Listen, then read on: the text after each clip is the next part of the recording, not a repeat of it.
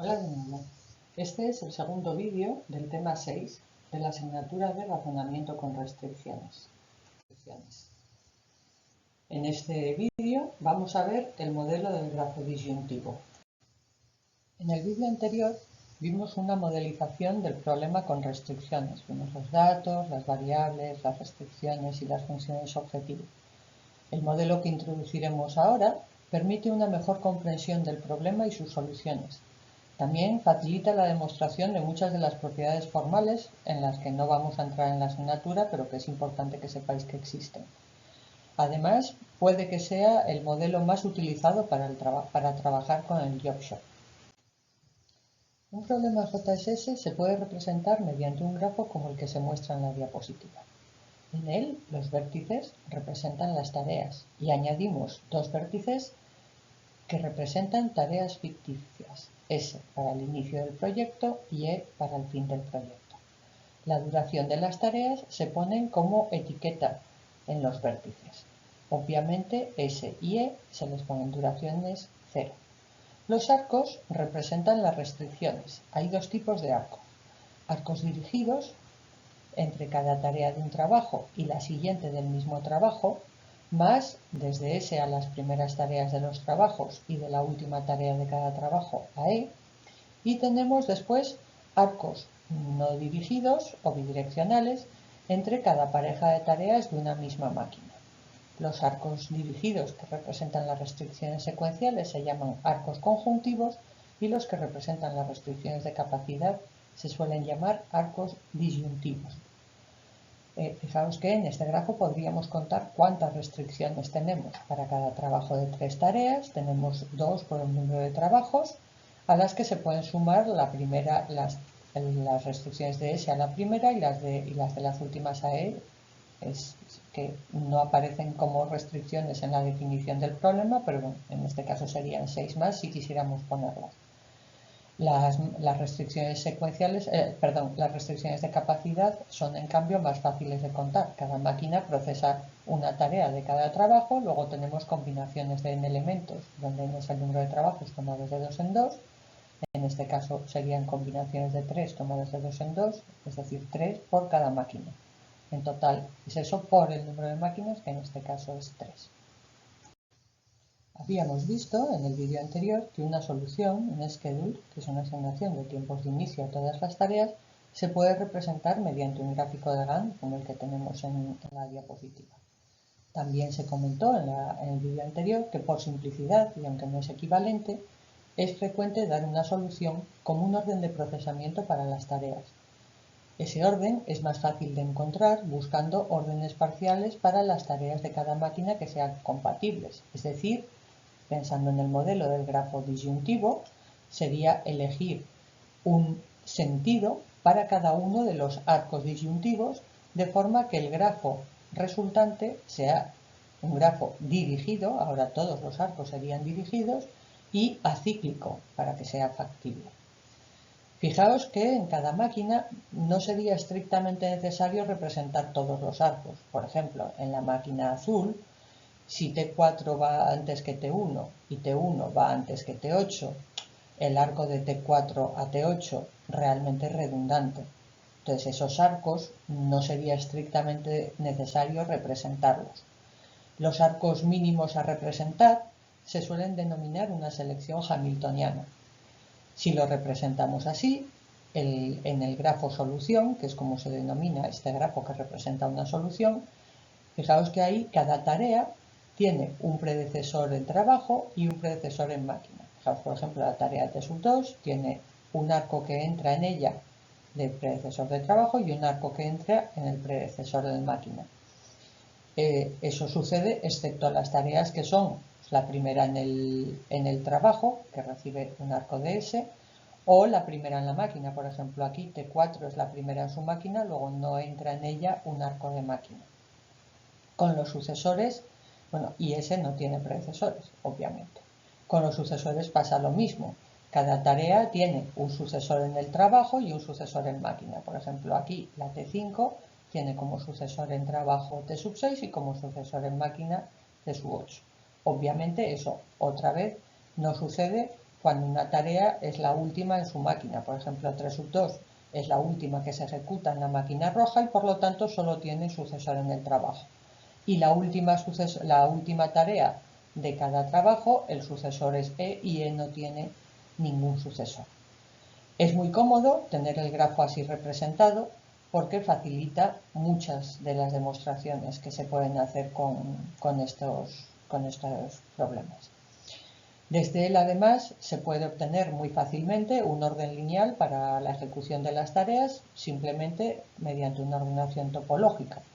Entonces, por ejemplo, aquí empezaríamos con la tarea S. Una vez que está la tarea S en el orden topológico, nos olvidamos de S, ¿vale? Y a continuación, fijaos que las tareas que no tienen ya predecesor, porque habríamos quitado estos arcos, serían T4 y T7. Fijaos que T1 no puede estar, puesto que tiene un predecesor que es todavía T4. T4 y T7 podrían ir realmente en cualquier orden, porque no comparten ni trabajo ni máquina, o realmente que la planificación de T4 sea anterior a la T7 o sea posterior no va a cambiar para nada la planificación que demos, el tiempo de inicio que asignemos. Después iría, una vez que tenemos planificadas estas, pues podríamos planificar T4, también podríamos planificar T5, no se podría, por ejemplo, planificar T8, porque aunque hayamos planificado su anterior en el trabajo, tiene la anterior en la máquina, T1 no habría sido planificada. Entonces, así podemos ir obteniendo la ordenación topológica, que es la que nos permite conocer cuál es el tiempo de inicio y, por lo tanto, de fin de su anterior en el trabajo y su anterior en la máquina antes de decidir cuál es el tiempo de inicio de ella. En esta diapositiva vamos a ver cómo se puede ir desde cada una de las representaciones de las soluciones de un problema de JobShop a todas las demás. Por ejemplo, si tenemos un gráfico de Gantt, se puede construir un grafo solución. Además, esta construcción es única. Fijaos que aquí lo único que haríamos sería poner un arco de la primera tarea de la máquina 1, que es la tarea que es la tarea que se ejecuta del trabajo 2, que es la 4, a la 1, que va a continuación, y después a la 8, y esos serían esos 3 arcos, y así sucesivamente para el resto de las máquinas. Ya digo que además este grafo es único a partir del gráfico de Gantt. También podríamos hacer el paso inverso, desde el grafo solución podríamos obtener el gráfico de Gantt. Aquí lo que pasa es que el gráfico de Gantt no tiene por qué ser único, podríamos obtener distintos tiempos de inicio para estos órdenes. Bastaría con, por ejemplo, si retrasásemos la ejecución pues de la tarea 1 y en lugar de empezar en el instante 2 empezase en el 3 o en el 4, tendríamos un gráfico de Gantt distinto que representaría el mismo orden de las tareas. Desde ambas representaciones de la solución se puede obtener el orden de ejecución de las tareas, es decir, el orden total o lineal en el que se van a ejecutar las tareas. Fijaos que ese orden tampoco es único, pero como ya habíamos comentado, realmente si dos tareas, como por ejemplo la 4 y la 7, no comparten ni trabajo ni máquina, realmente da igual a cuál de las dos le asignemos tiempo de inicio en primer lugar, puesto que el tiempo de inicio de las dos es independiente y va a ser el mismo, vaya la 4 antes de la 7 o la 7 antes de la 4 en ese orden lineal. Desde este orden lineal también se puede obtener el grafo solución, también vuelve a ser único, ese sí, y también se puede obtener el gráfico de Gantt. Una de las ventajas de representar la solución de un problema como un grafo es que podemos estudiar caminos. En particular, podemos estudiar caminos máximos, caminos más largos entre cada par de nodos. De esta forma aparecen dos conceptos fundamentales en lo que sigue. Son los conceptos de cabezas y colas de cada nodo, de cada tarea. Se pueden dar para grafos solución, pero también, como veremos más adelante, para grafos parciales, porque al fin y al cabo se trata de grafos. Y van a permitir calcular cotas superiores e inferiores y también caracterizar tareas críticas, que son las tareas que han de moverse si quisiéramos mejorar una solución concreta. ¿Qué va a ser la cabeza de una tarea? Pues la cabeza de una tarea es el coste del camino máximo que lleva desde S hasta esa tarea en el grafo solución, entendiendo que el coste de un camino es, en este caso, la suma de las duraciones de los nodos del mismo. En el grafo solución se pueden etiquetar, de hecho, los arcos con la duración de la tarea de la que emergen, y en ese caso el concepto de cabeza de una tarea sería la longitud del camino más largo desde S a este nodo, entendiendo por coste del camino la suma de las longitudes de los arcos, que es un concepto más estándar. Fijaos que la cabeza de una tarea corresponde al tiempo de inicio más temprano en el que esa tarea puede ejecutarse. En cuanto a las colas, la cola de una tarea T sub I es el coste máximo desde T sub I hasta E, sin contar el coste de T sub I.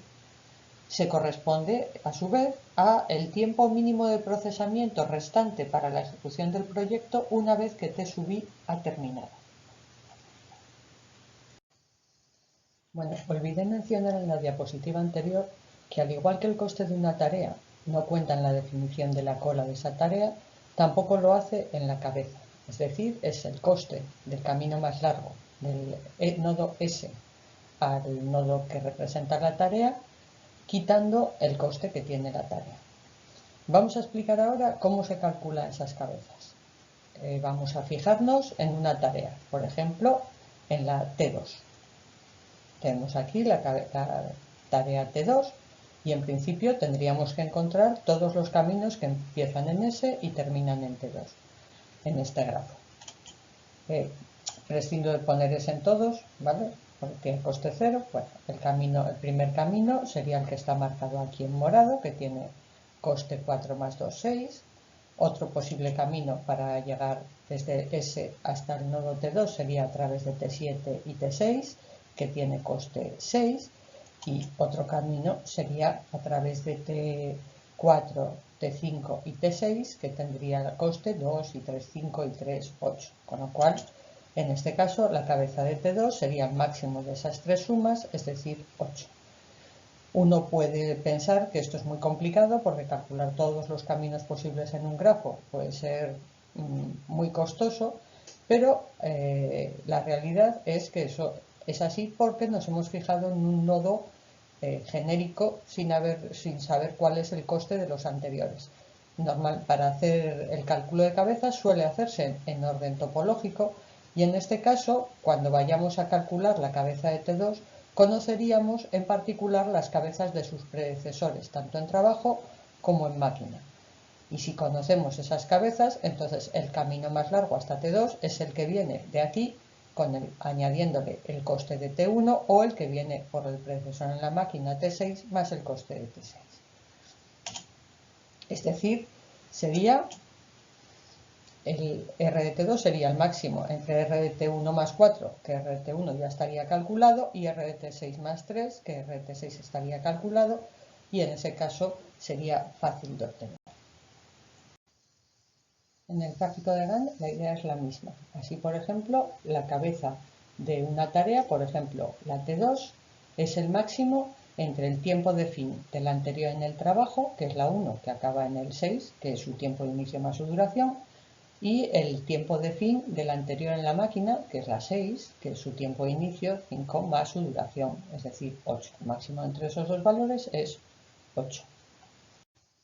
Así podríamos ir calculando las cabezas de forma sencilla con cualquiera de las dos representaciones, yendo en orden topológico. Empezaríamos por la S, que tendría cabeza 0, después T4 y T7, que también su cabeza es 0, después se puede ir a T1 o a T5, no se puede ir a T8, que sería la sucesora en el trabajo de 7, porque la T8 también es sucesora en la máquina de 1. Hasta que no tengamos las cabezas no tengamos la cabeza de T1, no podríamos calcular la de T8. Y así iríamos paso a paso, y cuando tengamos la cabeza de E, la cabeza de E se define como el máximo no de predecesores en el trabajo de máquina, sino de los 3 predecesores que tiene simplemente, y sería el máximo entre la cabeza de T3 más 1, la cabeza de T3 es 11, más 1, 12, el máximo entre la cabeza de T6 más 3, T6 es 5 más 3, 8, y la cabeza de T9 más 2, la cabeza de T9 es 9 más 2, 11.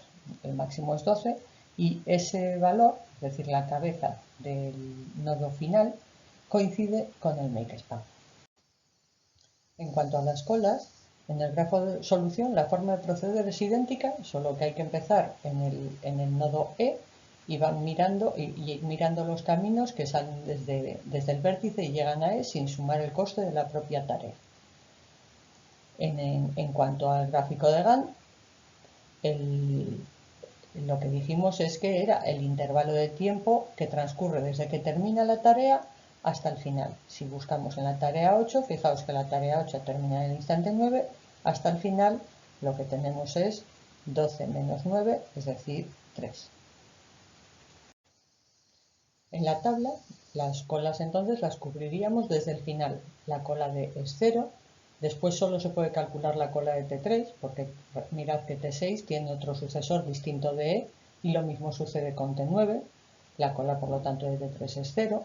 Después se puede calcular la cola de T9, como en este caso la cola de T5, que es 0, más su duración, que es 1, es decir, 1. A continuación ya se puede calcular la cola de T6, porque todos sus sucesores ya tienen la cola asignada. Y eso sería el máximo entre la cola de E más su duración, 0, y la cola de T2 más su duración, que es 1 más 3, es decir, 4, y así sucesivamente. En este caso, el makespan lo veríamos como la cola del nodo inicial S.